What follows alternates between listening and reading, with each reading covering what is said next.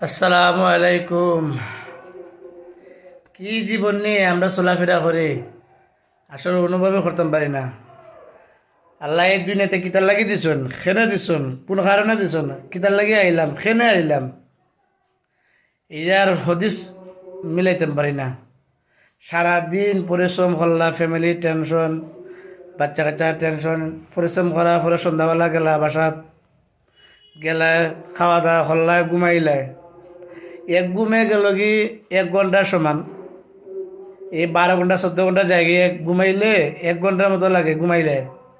আবার গুইয়া সকালবেলা অফিসে আইলে সারাদিন গাদার মতো হাঁটলায়, আবার গেলায়। এই জীবনের যে কি উদ্দেশ্য আল্লাহ দিছেন, এটা যদি আমরা না বুঝি, না অ্যানালাইজ করি, তাহলে তো এই জীবনের কোনো মূল্য নাই।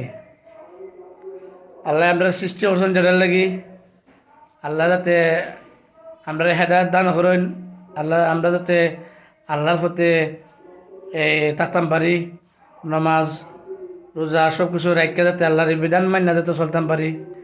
এই সুন্নত তরিকা যে আমরা নবীজি হজরত মোহাম্মদ সাল্লাল্লাহু আলাইহি সাল্লামের যে সুন্নত তরিকা মতো চলতাম পারি। সবাই আমরা লেগে দোয়া করবা। আর আমরা বিশেষ করে মুসলমান যারা সবাই নবীজির তরিকা মতো চলতাম, কারণ এই জীবনের কোনো মূল্য নাই। এই জীবনটা হলো সাধারণ একটা জীবন।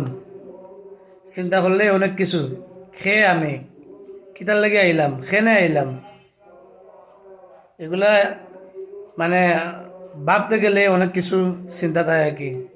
মানুষ ফতে গাড়ি রাস্তাঘাটে ফুরা মরে যায়, পুষ্টা খাইয়া ফুরা মরে যায়।